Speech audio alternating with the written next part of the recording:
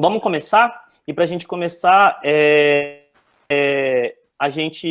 eu gostaria de chamar o professor Luciano Figueiredo Borges para poder fazer uma pequena introdução do que é o GADEA. Primeiro de tudo, eu gostaria de agradecer a todos vocês pelo interesse, pela participação. Eu gostaria de falar que esse workshop ele tem uma finalidade muito básica, que foi uma percepção que a gente teve logo no início. Então, esse workshop já deve ser, se eu não me engano, a 6ª ou a 7ª turma de oferecimento de workshop. A gente ofereceu muito esse workshop. E ele é extremamente básico, então, de repente, se você é um professor que já domina as ferramentas, já sabe as ferramentas, talvez ele seja um pouco trivial demais para você.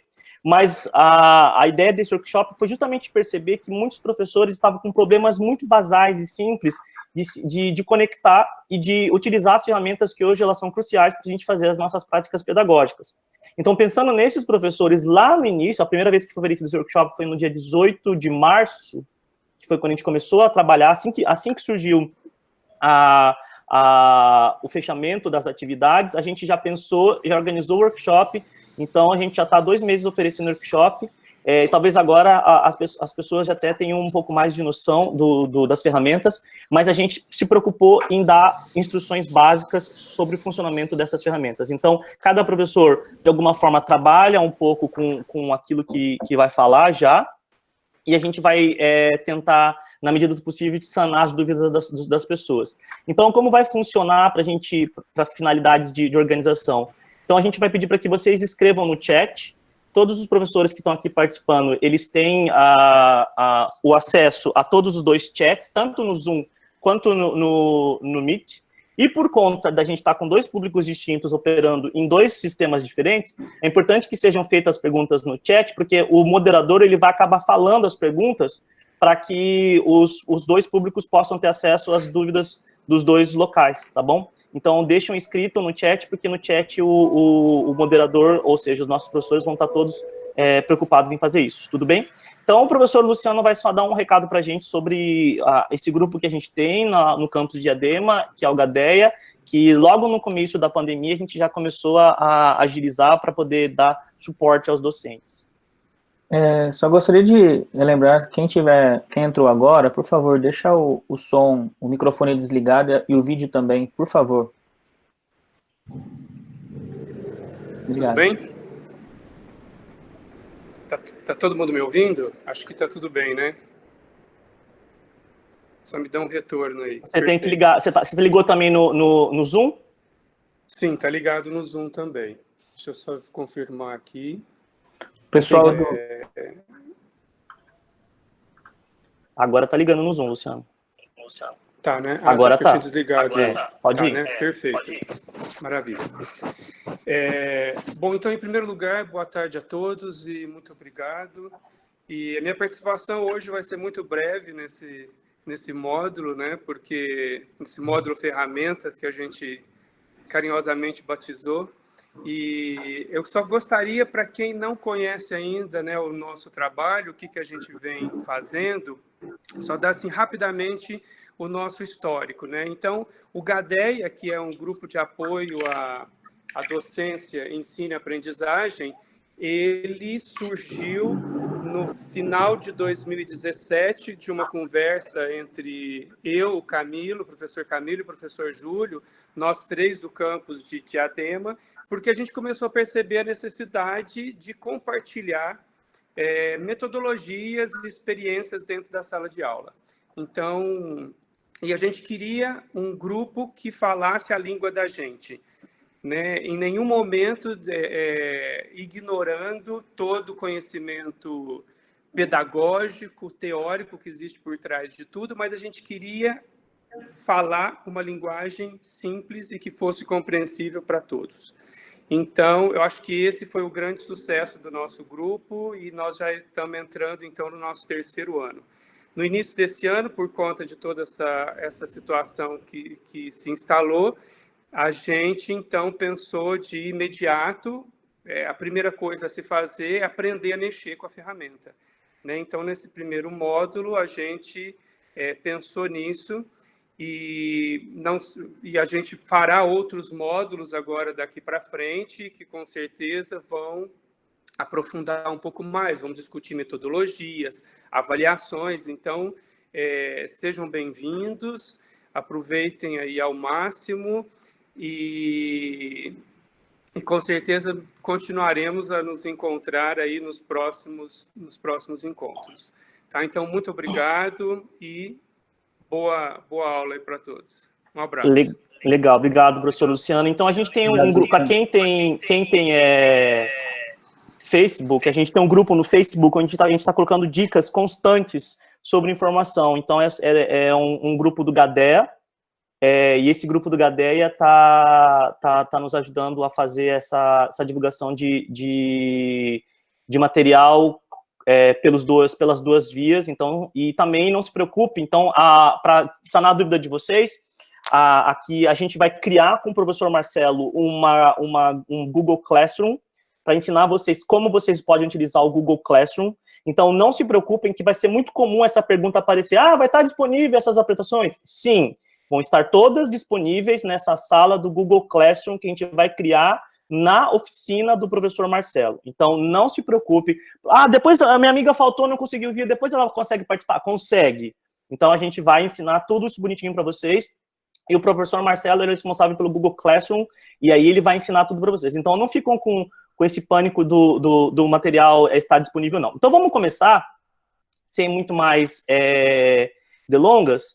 Eu vou começar, então, a partilha das atividades aqui com vocês. Deixa eu ver aqui, vocês me falam se eu estou conseguindo transmitir bonitinho. Pessoal, deixa eu... tô indo pro Meet, espera só um pouquinho. Beleza. Espera que aqui a operação ela é delicada, a gente tem que fazer... Vamos ver se vai funcionar. Meet tá ok? Apresentação? Ainda não. Não? Não. Um momentinho. Ele tá dizendo que vai querer apresentar. Agora maravilha. Foi? Foi, maravilha. Então, pessoal, vocês... Bom, agora eu perdi a conexão de feedback de vocês, de interatividade, então os outros professores moderadores, por gentileza, anunciem para mim, tá bom?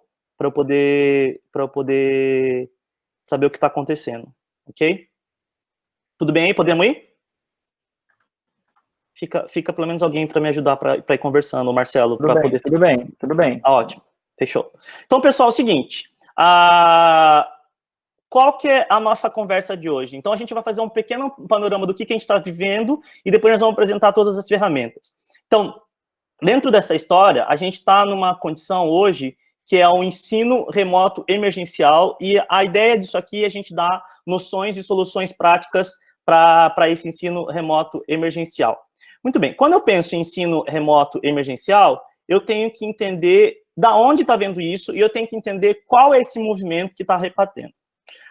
Antes de entender, a gente precisa discutir algo que é muito verdade no meio acadêmico, principalmente algo que é como impeditivo, que é o que a gente chama de tecnofobia ou ansiedade de computador. Vocês podem observar que logo no começo da pandemia, isso estava muito mais pertinente, houve um momento negacionista muito intenso, e esse movimento negacionista, obviamente, a gente... bom, eu já vou deixar claro que o nosso objetivo aqui não é discutir acessibilidade. Nós temos, felizmente, na Unifesp, uma pró-reitoria dedicada especificamente para isso, que está cuidando da acessibilidade. Então, é óbvio que se você vai pensar em aplicar algum tipo de atividade remota, o primeiro questionamento que você tem que ter é qual é a acessibilidade desse meu aluno, ele consegue acessar, e se ele não conseguir acessar, obviamente não consegue fazer nada. Então, isso é uma pergunta pertinente. Logo no começo, a gente já estava passando aqueles questionários de uma maneira mais autônoma no campus de Diadema para pós-graduação, e depois ficou mais institucional pela PRAE, e agora a gente está entendendo que todo mundo está tentando isso. Então, deixado de lado as questões de acessibilidade, o workshop de hoje ele tem a finalidade de discutir qual é a possibilidade do professor, tá? é a vida do professor. E dentro disso, a gente tem que lembrar que naquele começo e até agora, existia uma leva de professores que eles estavam negando, estavam não querendo assumir. Obviamente, esses professores, eles podem ter um posicionamento político, e isso pode estar por detrás, mas para além do posicionamento político e uma preocupação mais humanizada para com a acessibilidade dos alunos, existia também uma tecnofobia. Essa tecnofobia foi demonstrada como sendo impeditivo e como sendo um dos fatores negacionistas que um professor pode ter para ele ser contra o uso de tecnologias como atividades de ensino, principalmente nesse momento. Então, o professor ele não domina as ferramentas e ele, então, tenta negar. Essa tecnofobia e essa resistência, ela se dá justamente por uma falta de conhecimento. Então, a partir do momento que você trabalha com conhecimento, você consegue tirar. Então, nesses estudos, eles foram observados quais são os principais movimentos negacionistas que impedem a aceitação do ensino online como ensino efetivo. Então, falar que o ensino online vai desaparecer logo cedo, falar que não tem engajamento, falar que isso aqui é algo que a gente ouviu muito, que já, você vê, esse estudo já meio que reportava que o ensino online vai substituir o ensino presencial, isso é uma mentira. Falar que um curso não pode ser oferecido no modo online. Falar também que essas experiências, elas não são tão boas como são feitas no presencial.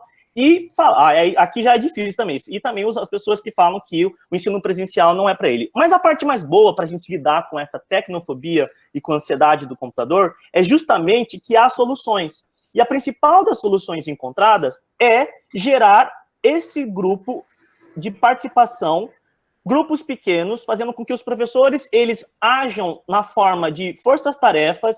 Esses grupos pequenos, assessorados pelos próprios professores, pelos próprios pares, eles, de alguma forma, vão ser muito efetivos para estimular todos os professores e o corpo docente. O ensino presencial não é para ele. Mas a parte mais boa para a gente... Tem alguém com o microfone... Tem alguém ligado aí, pessoal, porque daí tá reverberando. Bom, fechou. Então, a gente, então, faz com que ele consiga participar, aceitar esse ensino online como algo dele, como algo fundamental e com algo que pode ser utilizado. Muito bem. Então, a nossa ideia, e a ideia do GADEA, como qualquer outra pedagogia, ou qualquer outra comunidade de prática, é quando você põe professores que já fazem alguma atividade e eles põem a experiência deles para outros colegas que não fazem, há uma tendência muito grande daqueles colegas que não fazem, pelo menos mudarem os seus mindsets, as suas formas de pensarem e começarem a aceitar essas novas estratégias didáticas. Porque é muito difícil, a gente tem que pensar para a gente, enquanto professor, tentar adquirir uma nova habilidade e tentar passar um novo método, utilizar um novo método sem ter experiência. Mesmo porque a gente precisa lembrar que a gente não é treinado constantemente na universidade. Agora a gente tem algumas iniciativas mais persistentes de formação. Tem alguém ligado, o pessoal, vocês precisam ficar atentos aí, porque tem algum computador ligado e tá difícil. Aí, a gente tem que ter uma preocupação em dar uma formação, e agora na Unifesp, pelo menos, a gente está com umas ações de capacitação muito legais, e isso vai ajudar muito na nossa melhoria. Mas esses grupos pequenos, então, como a gente tem o GADEA e como a gente tem outros grupos em outros campi da Unifesp, isso é a melhor solução que a gente pode ter para esse momento e para qualquer outro momento quando a gente pretende inovar no ensino. Mas quando a gente pensa em ensino à distância e ensino remoto emergencial, é aí que começa uma briga semântica e uma briga filosófica, e que, de fato, a gente não está desenvolvendo o ensino à distância, embora toda a premissa da prática que a gente vai desenvolver é baseada nos conceitos e conhecimentos do ensino à distância, que é uma área extremamente antiga, é uma área extremamente inovada, é uma área extremamente consolidada, e essa área de pesquisa, inclusive, e módulo de ensino, ela tem os seus preceitos e tem os seus fundamentos para que sejam executadas da forma correta. Não é simplesmente chegar e falar que eu estou usando uma modalidade EAD e que eu estou fazendo uma modalidade EAD. Por isso que a gente não pode dizer que a gente está necessariamente fazendo uma modalidade EAD, mas estamos fazendo um ensino remoto emergencial. Por quê? Porque uma dos preceitos para o EAD, o ensino à distância, é que essa modalidade é um processo planejado e não acidental. o que é diferente completamente daquilo que a gente está vivenciando aqui nesse momento, porque a gente, de fato, não planejou e está sendo completamente acidental. A carroça está indo ladeira abaixo, a gente está tentando organizar os cavalos e trocar as fraldas continuamente com essa carroça despencando nesse morro. Então, para vocês terem noção, uma EAD, às vezes um curso que leva 6 meses, às vezes a gente tem 1 ano de preparo para desenvolver um curso que leva 6 meses. Então, parte do pressuposto que na EAD a gente teria tudo muito mais organizado, muito mais planejado. Muito bem. O fato é que tanto na EAD quanto no ensino remoto emergencial, a gente vai ter como condição que o lugar e o momento dos estudantes e dos professores, eles são distintos. Então, a gente tem uma disparidade de tempo e de espaço, e isso é que vai permitir com que a gente consiga fazer uma comunicação, estabelecer um processo de ensino-aprendizagem, desde que nós possamos dominar e utilizar as tecnologias digitais de informação e comunicação, sem as quais não conseguiremos desenvolver. Muito bem. Dito isso, a gente sabe que muitos de vocês estão sendo bombardeados com vários termos que não fazem parte da vida de vocês. Por exemplo, você pensa pegar agora um pesquisador que trabalha na área laboratorial, você falar para ele, olha, você pega a micropipeta e faz assim, você vai ter várias terminologias e vários argumentos que eles são, de fato, muito triviais e muito comuns.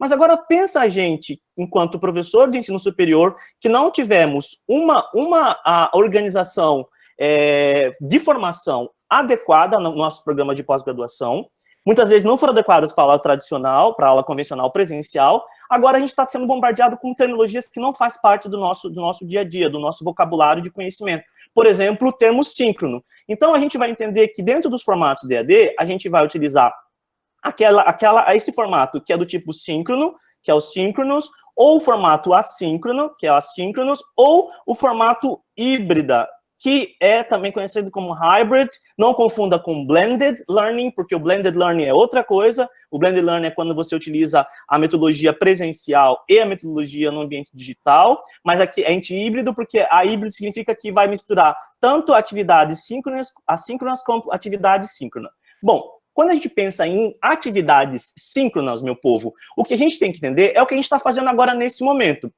Graças às ferramentas de webconferência, de videoconferência, a gente vai poder fazer uma web aula com os alunos presentes constantemente, no mesmo tempo, obviamente em espaços distintos, mas a gente está, ao mesmo tempo, desenvolvendo o processo de ensino-aprendizagem. E isso, então, dominou, ultimamente, todas as universidades, porque é algo que está sendo pedido. E qual é a vantagem dessa atividade síncrona? Como a gente está vivendo num contexto distinto de pandemia, onde está tendo um isolamento social muito grande, ela é muito positiva, porque essa atividade síncrona, ela permite com que aluno e professor estejam constantemente ligados, ao mesmo tempo, e você pode interagir com o seu aluno. A gente sabe que para a hora da gente aprender, graças a essas ferramentas de webconferência e videoconferência, a gente pode ver o rosto do indivíduo. E isso é muito importante, porque dentro do processo de ensino e aprendizagem, a gente sabe que as emoções são muito importantes. E as expressões faciais é uma forma do nosso organismo expressar as emoções também. Tá? Então, a gente tendo a visão do rosto do professor e mesmo vendo o colega, a gente sabe, a gente tem uma certa certitude de que aquele indivíduo existe, ele está presente, eu estou vendo o rosto dele e eu posso criar um ambiente, uma noção de comunidade muito mais viável pelo método síncrono. Só uma pergunta, Marcelo, está gravando, né? Lá, pelo menos no Meet, certo? Tá gravando. Tá gravando. Tá, gravando, normal. Tá bom, obrigado. Bom, de qualquer forma, outro método que é também do tipo síncrono é essa que é chamado de assistida por computador. O que é isso aqui? Isso aqui é quando, muitas vezes, o software ele é comprado pela universidade, só a universidade tem aquele software ou aquele equipamento específico, e o aluno precisa, muitas vezes, ir até o campus para utilizar aquele computador específico por conta da necessidade. Então, o professor continua ainda fazendo a sua aula, mas os alunos são dependentes de uma estrutura fixa para poder. Esse método de assistir do computador, ela vai ser um método que vai ser muitas vezes utilizado nessa pandemia. Por quê? Porque a gente vai tentar resolver alguns problemas de acessibilidade de alguns alunos, fazendo com que eles vão até o campus para poder utilizar a infraestrutura do campus, mas mesmo assim continua como um formato EAD, porque é o meio digital que veicula a informação.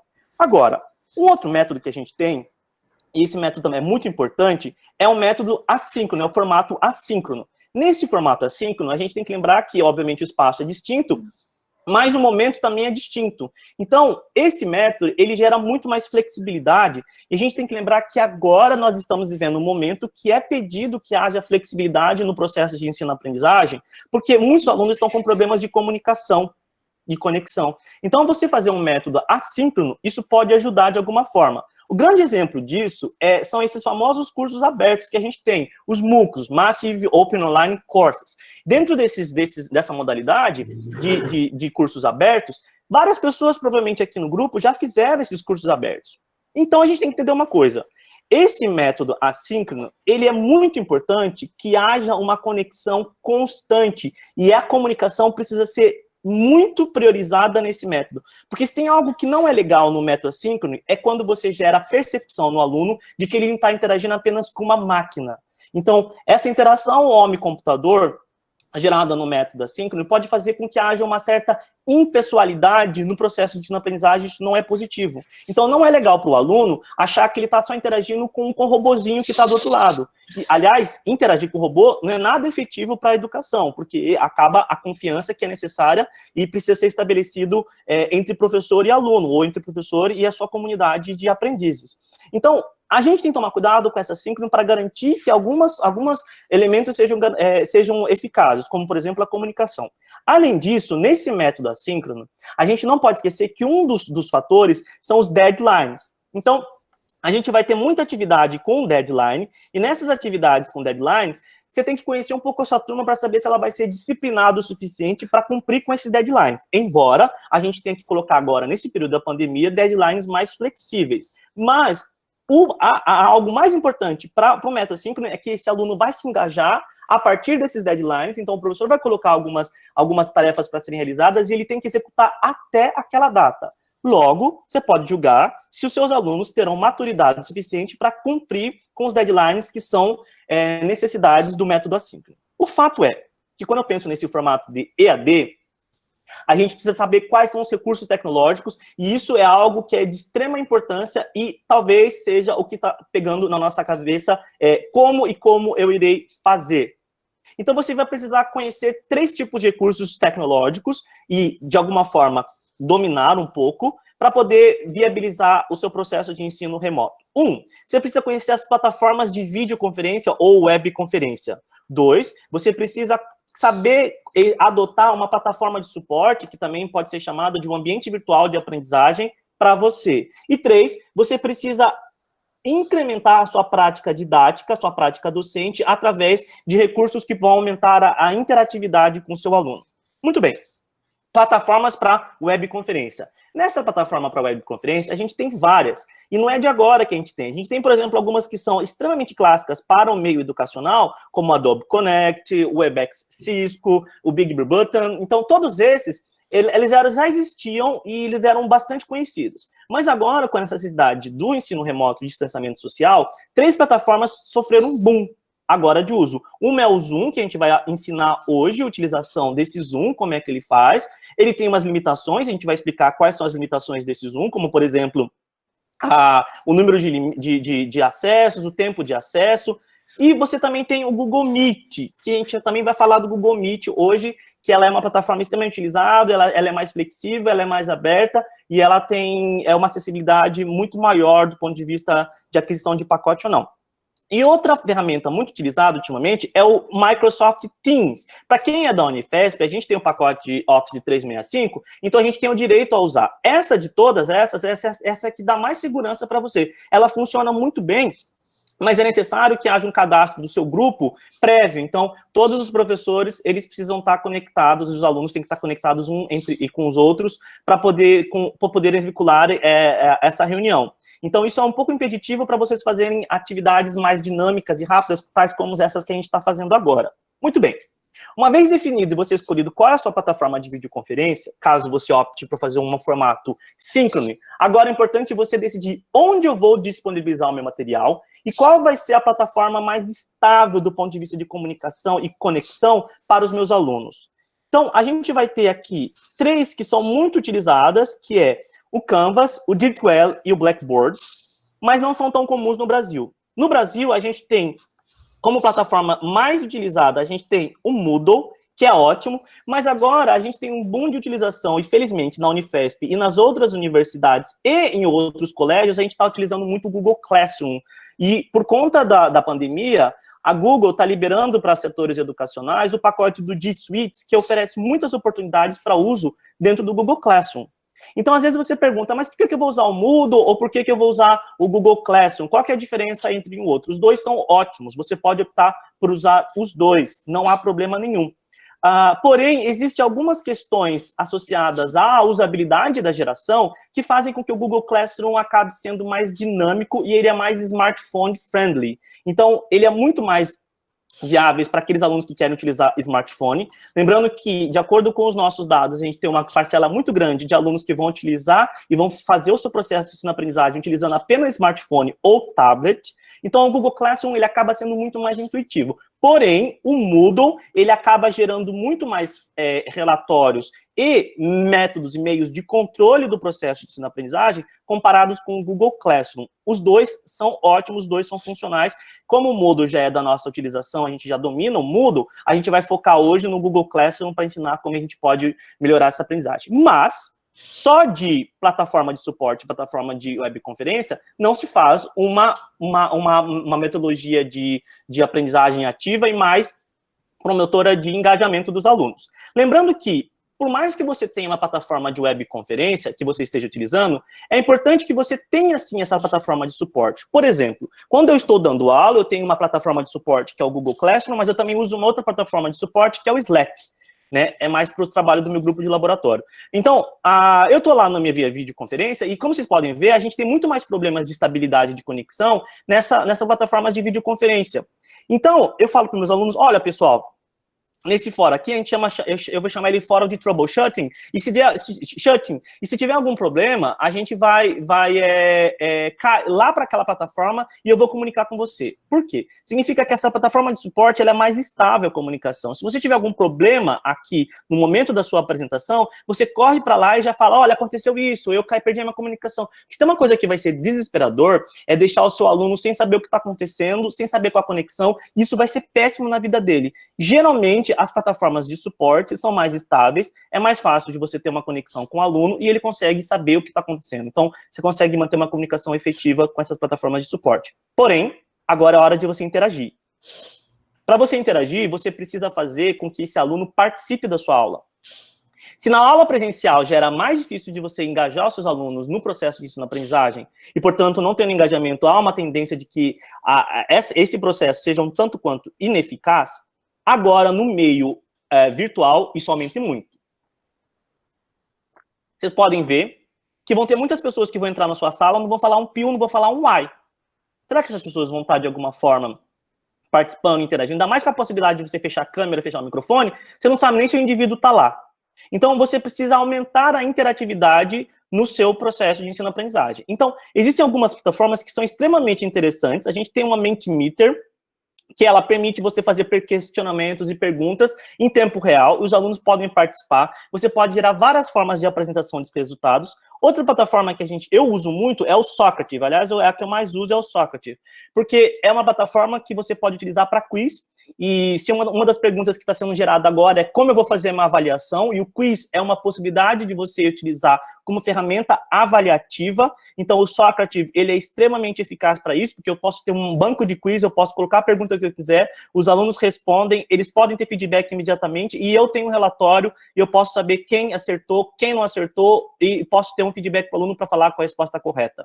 Então, vocês têm que investir nessas plataformas que permitem interatividade e que possam gerar essa chamada para a participação dos alunos. Embora até algumas plataformas, como por exemplo o Zoom, já possuam alguns recursos de aumento de interatividade, como a gente vai apresentar no workshop de Zoom.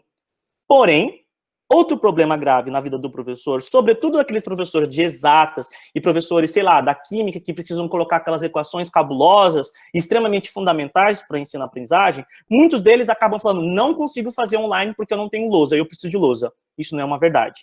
Então, a gente vai ver que, se você fizer uma busca no Google, você vai ver uma quantidade imensa de digital de digital whiteboards. Então, se você pegar essas lousas digitais, você consegue fazer muita coisa de uma forma muito trivial. Você consegue projetar e consegue fazer com que o aluno, inclusive, participe dessa sua atividade. Eu, por exemplo, tem vários, tem o Bambu, eu uso o EduCreations, tem uma infinidade, mas a que a gente vai mais falar hoje, o professor Léo vai falar, é essa aqui chamada de Jamboard, que é um recurso fenomenal, excelente, a gente vai falar logo. Agora, a gente tem que entender que quando eu vou para o meu formato assíncrono ou síncrono, e principalmente no assíncrono, eu vou ter que lançar mão de atividades para engajar esse aluno e gerar atividades, porque a base é coloque tarefas para os seus alunos executar ao longo da semana.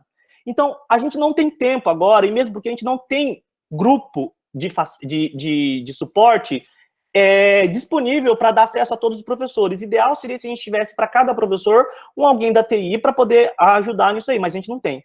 Então, a gente não vai conseguir criar, não vai conseguir gerar muito material de autoria. A melhor coisa que vocês podem fazer hoje é, pessoal, abusem das universidades.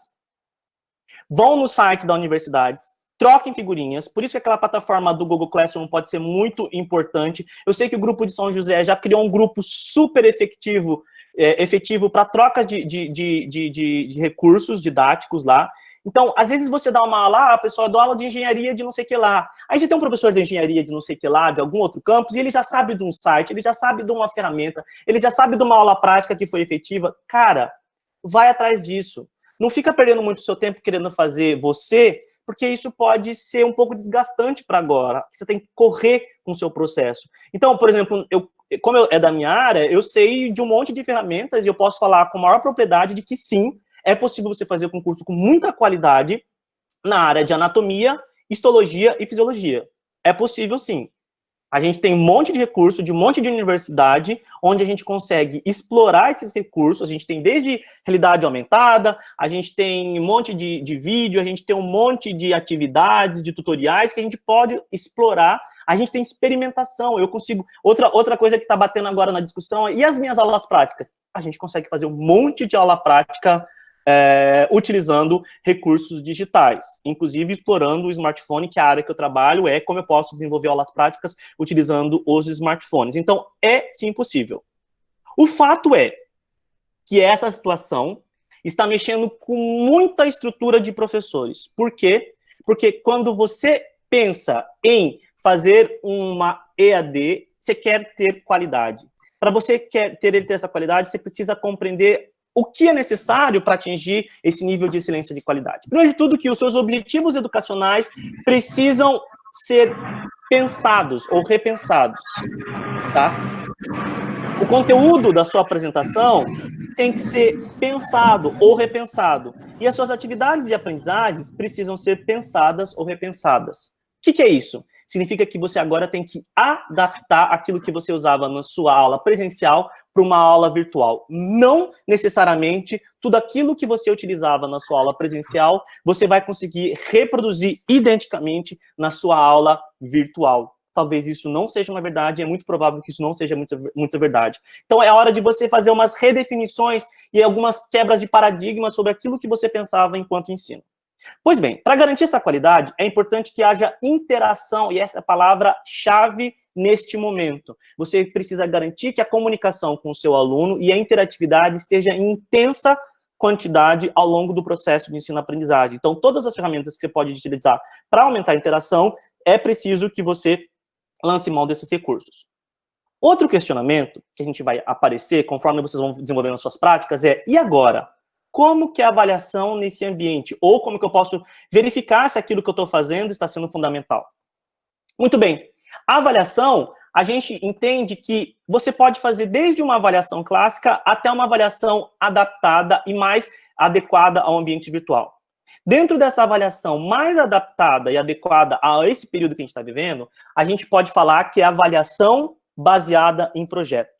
Nem todo mundo, eu diria que a grande maioria dos cursos de graduação não estão adaptadas ou não conhecem essa avaliação baseada em projeto, que é quando você utiliza das capacidades e competências dos alunos, de mostrarem suas competências através da aplicação de conceitos no desenvolvimento de projetos.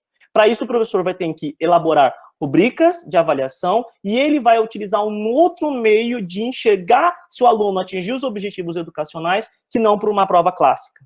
Então, o método mais utilizado hoje é uma avaliação baseada em projeto. Você pode usar, por exemplo, um portfólio também que ajuda, mas a gente não pode esquecer que a gente vive numa Unifesp, e essa Unifesp exige que no final a gente dê uma nota para os alunos. Para vocês terem noção, algumas universidades ao longo do mundo, elas estão optando em nem classificar os alunos, ou seja, eles só vão dar foi aprovado ou não foi aprovado. Eles estão tentando tirar esse grading, essa escala de notas, por conta do período que está sendo muito atípico. Porém, se você é um professor que ainda quer fazer uma avaliação clássica, é possível? Sim, é possível. Você tem várias ferramentas em que você consegue aplicar questionários e provas online. Você consegue fazer algo mais aberto, até algo que você pode...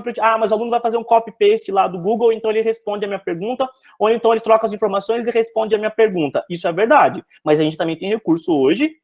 A gente fala que são os softwares para fiscalização ou Practorate Exams. Então, eles vão, de alguma forma, quando o aluno inicia a prova, ele vai bloquear o browser do aluno, ele consegue identificar se o aluno, esse software consegue identificar se o aluno que está fazendo a prova é ele mesmo, ele faz uma leitura da expressão facial para saber se o aluno é aquele mesmo, ele consegue fazer reconhecimento da voz para saber se aquele aluno é aquele aluno mesmo, ou ele pode fazer um comando por digitação, onde o aluno seta algumas frases escrevendo, e o próprio computador, por inteligência artificial, ele consegue saber identificar se quem está escrevendo conforme digita é aquele indivíduo que deveria supostamente estar presente. Então, é possível. O fato é que se você for fazer uma prova adicional, muitas vezes não vai dar para você aplicar aquela pergunta clássica, o que é potencial de ação.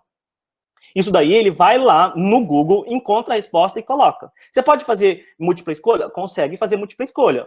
Você consegue lá, o aluno vai lá no Google, ele vai lá e coloca. Então, significa que dá para fazer a prova clássica? Dá. Desde que você altere a forma que você está fazendo as suas perguntas da prova, e aí você tem que passar para níveis de análise do conhecimento dos alunos um pouco mais elevados do ponto de vista da cognição que ele vinculou para responder aquela questão. Por exemplo, você vai ter que fazer questões mais que envolvam criatividade e aplicação de conceitos, e não questões que demandam mais ele apenas evocar e reproduzir a memorização de conceitos que ele teve. Então, é possível sim, e você tem como explorar.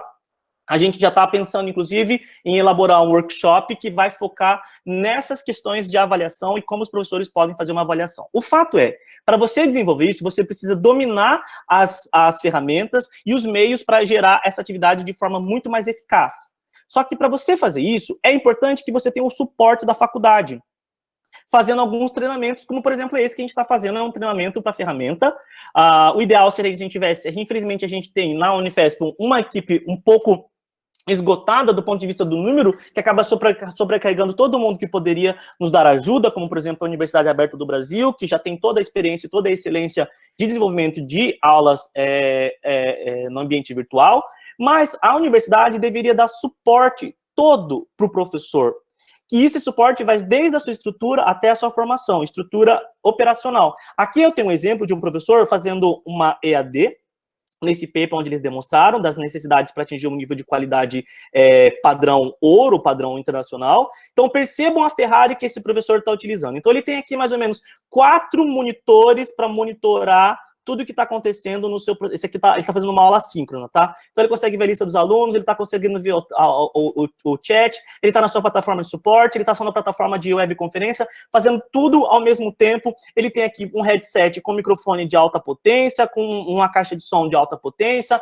o seu teclado, ele tem uma mesa digitalizadora que permite ele fazer uma aula numa lousa muito mais adequada, com uma caneta para digitalizar. Então, pessoal, percebam que a ferramenta para você atingir o nível adequado de excelência de EAD, ela é muito mais potente do que aquele simples computador que a gente está usando. Muitos dos nossos professores, eles têm o próprio computador, que muitas vezes não tem um processador excelente para gerar comunicação adequada. Muitas vezes esse professor também não tem uma conexão adequada. Então, do ponto de vista de suporte da universidade, o mais ideal seria que a gente pudesse ter um computador ideal para o professor e que a gente ganhasse uma conexão de Ultra Master Blaster velocidade para a gente poder garantir, então, um contato mais eficaz com os alunos.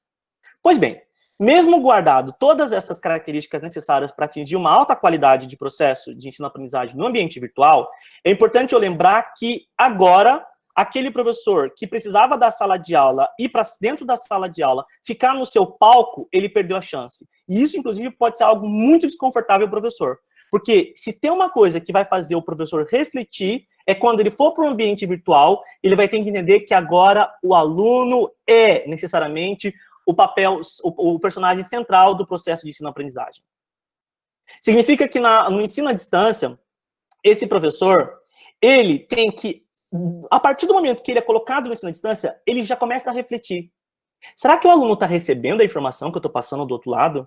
Será que aquele aluno que está lá, ele ouviu? Então, essas perguntas são, às vezes, perguntas que não se passavam na cabeça de um professor quando eu estava no ambiente presencial, porque ele sabe que o aluno, se ele fosse surdo, ele teria um suporte de educação especial, mas não é o caso. Mas você sabe que se o aluno for para a sala de aula, você estaria lá. Então, numa aula tradicional presencial, é muito simples o professor, eu vou para lá, eu falo o conteúdo, o aluno está presente, essa é a lista de chamada, se ele aprendeu ou não, não sei. Eu vejo isso na prova.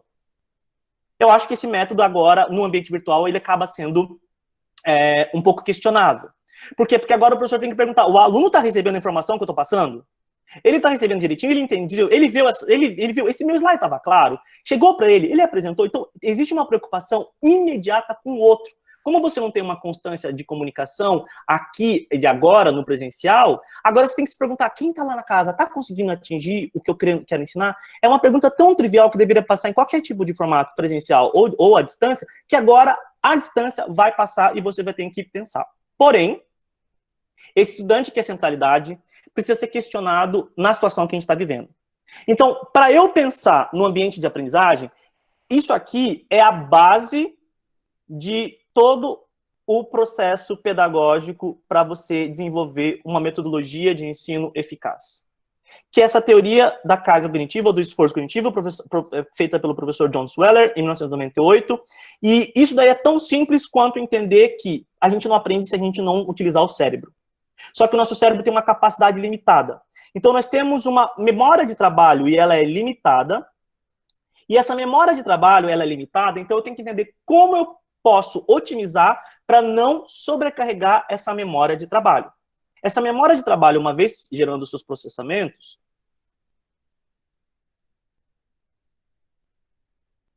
uma vez a gente desenvolvendo essa memória de trabalho, algo que a gente vai ter é como a gente pode, então, otimizar o processo de consolidação de memória para memória de longo prazo, e isso sim vai garantir que aquele indivíduo possa ter aprendido algo que a gente ensinou.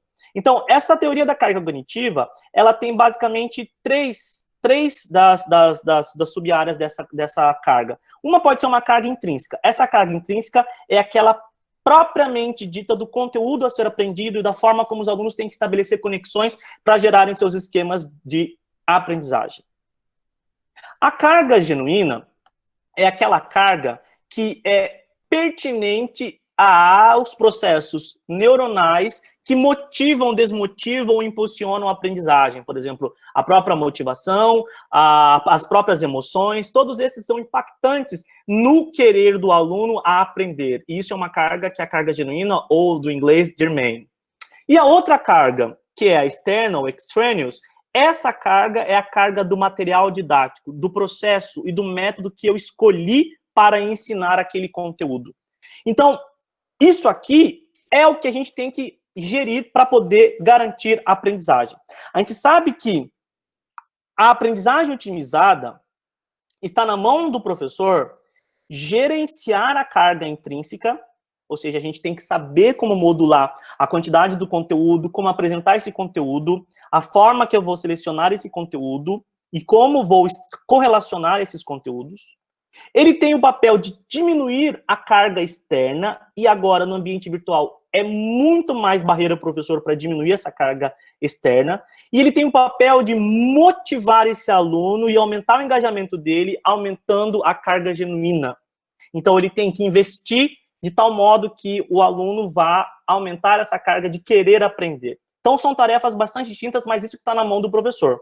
Porém, se eu pegar essa teoria da carga cognitiva numa condição de pandemia, eu tenho que entender que esse indivíduo, ele está, vamos começar por aqui, pela carga genuína dele. Esse indivíduo, ele está com uma ansiedade, porque ele não sabe se ele vai morrer, se ele vai ser infectado, ou se ele vai perder o emprego e não vai conseguir ter dinheiro para pagar as contas. A ansiedade, ela pode complicar a carga genuína, ela pode dificultar a carga genuína. Muitos dos nossos alunos, eles podem estar passando por um processo de depressão, porque eles estão vivendo um luto, então o luto pode diminuir essa carga genuína, ou a motivação desse aluno. Além disso, nós somos mamíferos, estamos agora vivendo num momento de isolamento social que é incompatível com a sociedade, o raciocínio social estabelecido nos mamíferos. Portanto, a gente pode ter pessoas que estão morando sozinhas, inclusive alunos morando sozinhos, isso pode aumentar consideravelmente o nível de cortisol, por conta do estresse de isolamento, e o excesso de cortisol, ele causa prejuízos para você consolidar muitas memórias. Muitas das pessoas estão reclamando agora de um problema de sono, e o sono é fundamental para a aprendizagem. Esse sono é dado porque a gente está perdendo essa rotina, porque como a gente não tem horários comerciais estabelecidos, os horários comerciais eles são sincronizadores do nosso ciclo de sono e vigília, a falta desse período, ela pode prejudicar, então, o sono, e o aluno pode não ter isso adequado, além de que muitos alunos que executavam atividades de exercício físico, agora estão sendo impedidos por conta do isolamento social, do distanciamento, e, portanto, não conseguem desenvolver. O exercício físico, ele é sabido que facilita a aprendizagem. E, sem contar que muitos dos nossos alunos têm a questão de que eles são pais e, portanto, eles podem ter aumento das tarefas para poderem administrar e aprender nesse ambiente. Mas a parentalidade eu não quero trazer como um problema relacionado interno ao aluno, mas eu quero trazer como um problema do professor. Humanamente impossível a gente querer cobrar de professoras mães o mesmo rendimento agora. Eu, no meu posicionamento pessoal, e pelo que eu tenho lido, não é adequado a gente querer que uma mãe que tem um filho pequeno consiga dar conta do recado. Porque o número de tarefas que ela está tendo que executar por conta dessa estrutura matriarcal da sociedade brasileira, em que a mãe, na verdade, tem que fazer tudo, ela que toma conta dessa casa, ela que desenvolve essa casa, ela que tem que fazer compra, ela que tem que lavar a louça, ela que tem que cuidar do bebê, isso vai sobrecarregar sua mãe. Como que ela vai poder? Se ela tem que diminuir a carga externa, ela tem que dedicar mais tempo. Como que ela vai dedicar mais tempo se a parentalidade dela está sendo aumentada nesse sentido? Muito bem. Outro problema da carga externa, que está na mão do professor, é o design instrucional. Compete a nós saber interagir e gerar material para otimizar a aprendizagem e diminuir a carga externa. Eu vou falar um pouco mais do design instrucional. Só que a gente não pode esquecer que esse design institucional não vai acontecer nada se eu tiver limitações tecnológicas. Então, eu tenho que lembrar que essa carga pode ser aumentada, e o nosso papel é diminuir a carga externa, se a conexão não estiver boa, se eu não tiver um instrumento adequado, não tiver um computador adequado, não tiver uma tela adequada, se eu não souber utilizar os recursos adequados. Além disso, eu tenho que lembrar que muitos dos nossos alunos têm limitação de espaço físico, então essa carga externa pode estar sobrecarregada, porque o indivíduo pode ser que ele não tenha um escritório, ele pode ser que ele não tenha um espaço adequado para fazer como sua sala de aula, e aí fica passando pai, passa papagaio, passa cachorro, passa gato, passa todo mundo, e agora aquele aluno que estava, então, com o computador, olhando para aprender, o professor está ensinando, ele tem agora o smartphone do lado, com o WhatsApp pipocando, piscando, e ele querendo prestar atenção, então ele já perdeu o foco atencional, e isso já dificulta a aprendizagem dele. Então, os desafios para a redução da carga externa, como a nossa missão é reduzir a carga externa, são muito maiores nesse ambiente. E a outra que a gente pode administrar e está na nossa mão é a carga intrínseca do aluno, relacionado ao conteúdo. E aí vai de como foi a sua formação docente. Se você teve uma boa preparação durante a pós-graduação ou na sua própria graduação, para adequar e pensar em processos didáticos que facilitam a formação desses esquemas de raciocínio, de conceitos, na cabeça dos seus alunos. O fato é, a externa é o nosso principal desafio do momento, é reduzir essa carga externa. E essa aqui é uma teoria, que é a teoria cognitiva da aprendizagem por multimeio, do professor Meyer, que ela é a base do design instrucional. Então, isso aqui é algo que os professores, de alguma forma, deveriam saber e falar como, entender como... O que é essa história de adaptar? tá? Isso aqui serve para sua aula presencial normal. Então, esse professor Maier, ele fez vários estudos muito clássicos, os estudos do professor Maier. Desculpa. E ele consegue observar algo que facilitam, então, a aprendizagem do aluno. Por exemplo, esse efeito multimídia, que a aprendizagem ela é melhor quando a mensagem que você está dando de aprendizagem, quando o conteúdo apresentado, ele envolve palavras e imagens. Ele é melhor do que só com palavras.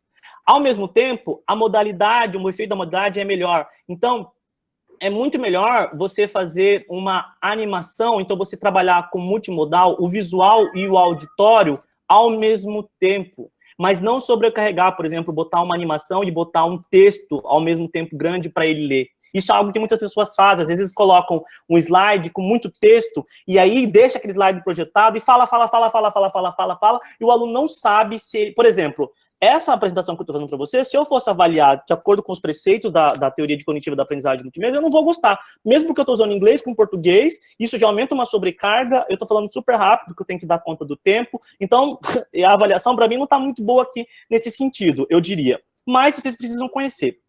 Então, tem o efeito da continuidade espacial, o efeito da continuidade temporal, onde é importante que você coloque as palavras próximos das imagens que você vai apresentar. É importante que você fale aquelas palavras. Vocês percebam que conforme eu estou falando, eu estou sublinhando para poder facilitar, porque no ambiente virtual, o aluno fica olhando para aquela tela, ele não sabe nem para onde está olhando. Então, é importante utilizar esse recurso, que é o efeito de sinalização, onde eu vou apontando, isso é muito efetivo para você apontar, e conforme você vai falando,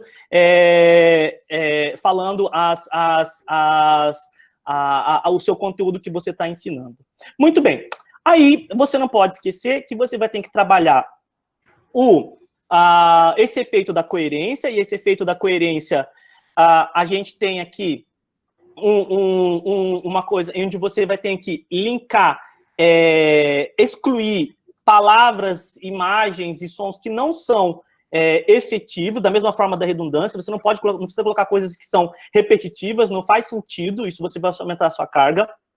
É importante você partir do pressuposto que os alunos têm diferenças individuais para lidar com o ambiente, e eles também têm que ser treinados para lidar com esse ambiente, e foi demonstrado que, pelo princípio da personalização, é importante que você utilize uma linguagem muito mais adequada para o aluno do que uma linguagem mais distante. Muito bem, então são vários os fatores que podem aumentar a sua carga externa. E um dos fatores que está pegando muito é justamente o chat.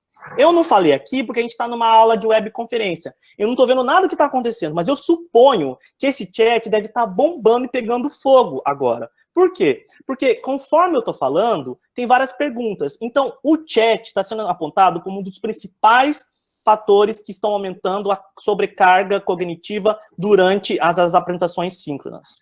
Então, imagina que o aluno está vendo essas apresentações, essas caras que tem muita informação, ele está tentando processar todas as informações do espaço e do indivíduo, mas aí vem aquele chat que começa a pipocar, pergunta. Oi? Oi, vamos só interromper um pouquinho, que tem muita pergunta. Como é que você está fazendo você está sublinhando aí, você está usando os traços aí na tela? Eu estou usando uma ferramenta simples do próprio PowerPoint, mas todos o Zoom, ele tem um chamado Annotate, mas eu estou usando do próprio PowerPoint. Quando você vai no PowerPoint, lá embaixo na barrinha, tem lá a apresentar, tem que apontar, e eu estou usando uma caneta do PowerPoint. Por isso que eu estou sublinhando com o PowerPoint, tá bom? Certo, Léo? Certo, beleza. certo. Então tá. Então, gente, o próprio Léo falou que o chat deve estar loucamente. Então, o que eu falaria para vocês? Numa aula síncrona de conceito, onde você precisa ter concentração lá, você manda o seu aluno calar a boca, mas não manda ele calar a boca. Ei, professor, como assim? Assim. O chat é importante quando você estiver conversando, porque muitos alunos tímidos acabam se expressando no chat, e isso é legal. Só que o chat aumenta a carga externa. Então, você tem que organizar esse chat. Você pode pedir, abrir uma planilha fora, ou seja, um link fora, para que o aluno faça a pergunta e depois você vai ler todas as perguntas. O importante é que o chat não fique rodando na hora que o professor está explicando, porque isso pode perturbar se for fazer perguntas. Ainda mais quando você tem aqueles alunos que adoram se mostrar e falar que sabem fazer perguntas maravilhosas, eles acabam constantemente, ou então coisas repetitivas, eles acabam mais perturbando do que ajudando ali. Mas não deixe de fazer o seu aluno não responda, ok? Cria, por exemplo, o Mentimeter, e ele vai respondendo e depois você vê todas as perguntas. No Mentimeter você consegue deixar lá para ele fazer essas perguntas, ou você pode deixar na sua plataforma de suporte um fórum para perguntas para aquela aula, onde o professor depois vai lá e lê todas as perguntas. Só tome cuidado com esse chat, ou deixe o chat no modo, dependendo do recurso que você está usando, no modo apagado, depois você faz aparecer aquele chat para todo mundo, mas cuidado com o chat, ele é um grande estressor e aumenta um recurso que aumenta muito a carga externa. Muito bem, a gente sabe que essa carga externa que está na nossa competência, existem vários fatores que vão impactar essa carga externa. Por exemplo, o princípio da coerência. Então, às vezes, tem muita planilha aberta, muito aba aberta. Às vezes, tem um monte de coisinhas de anotações que estão abertas. Isso atrapalha de forma muito grande. Muitos textos circulares que vão atrapalhar. Aí começa a gente colocar link no chat e aquele link começa a abrir.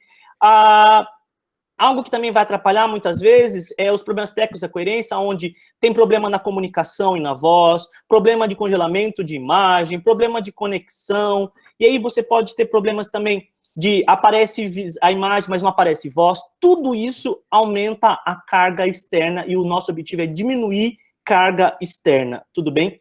Para vocês terem noção, até o posicionamento do indivíduo, para aqueles que vão fazer aula síncrona e gravarem seus vídeos, pode favorecer ou não a aprendizagem. Então, nesse trabalho, eles tentaram investigar, quando você faz um vídeo, é legal você ter o seu rosto lá junto. Então, aqui está o conteúdo da aprendizagem, e aí, eles investigaram aqui, qual que é melhor? Olhar direto ou olhar focado para o local onde você está ensinando o conteúdo, ou direcionar o corpo. Então, nesse estudo, eles viram que não tem muita diferença entre o olhar direto e o posicionamento do corpo, mas eles viram que focar, direcionar, o olho direcionado para o local da aprendizagem, isso potencializa, sim, a aprendizagem, e isso facilita, porque você está explorando um dos efeitos mostrados pelo professor Maier, que é o efeito da sinalização, que é o aluno vai ser direcionado para onde tem que prestar atenção naquele momento. Pois bem, eu já estou terminando.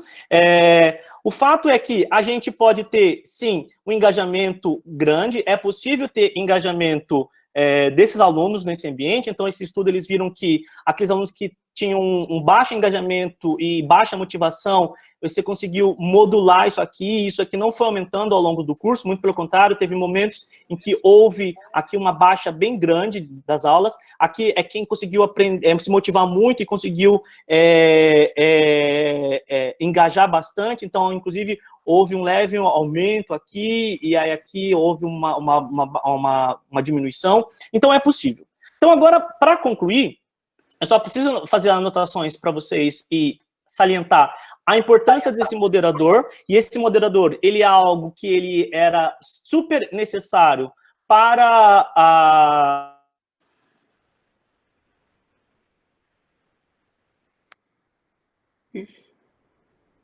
Travou aqui. Usar o monitor, você pode usar um estagiário PAD, e isso vai utilizar tanto para as atividades síncronas como para as atividades assíncronas na hora de responder os alunos. Respondam aos fóruns. Então, uma coisa que você não pode fazer é deixar fórum lá e não responder. Isso já foi demonstrado, isso é péssimo para o engajamento do aluno. Então, tem que garantir essa constância de comunicação. E, além disso, pessoal, a gente não pode esquecer que eu tenho que ficar atento com esses intrusos da web. Então, com um link, qualquer pessoa possa entrar. Embora a gente tenha agora ferramentas que possam diminuir, então, esse bombardeamento de pessoas. Existia momentos em que pessoas estavam entrando para colocar imagens pornográficas, xingar o professor, mas agora isso está parando porque nós temos vários recursos que proíbem. Outro que vocês precisam tomar muito atenção são os direitos autorais. Lembre-se que agora qualquer pessoa pode gravar a sua tela, e se você estiver usando, atenção, se você estiver usando uma imagem que não é sua, você pode entrar pelo cano. Se você estiver usando uma imagem que você não tem o direito autoral, você pode entrar pelo cano, porque alguém pode ser maldoso, te denunciar, e agora a gente está expondo isso para todo mundo. Então, fique atento com os direitos autorais daquilo que você está apresentando na web, porque todo mundo pode. É diferente de uma aula presencial, que se alguém partilhasse seus slides e falasse assim, ah, o professor está usando lá. Mas você fala, mas esse é o slide, alguém roubou meu slide, é mentira, eu não uso mais. Agora, se ele mostra você falando e mostra o seu rosto numa transição de vídeo, putz, já era. Ele já conseguiu todas as provas para falar que foi você. E não esqueçam que agora vocês estão abrindo as portas das casas de vocês, então tem muitas questões pessoais. Esse é o exemplo mais clássico de você esquecer que você está no momento de videoconferência. Essa aqui é onde a pessoa estava lá participando e ela foi ao banheiro, fez xixi, esqueceu de desligar a câmera, todo mundo estava vendo o que ela estava fazendo.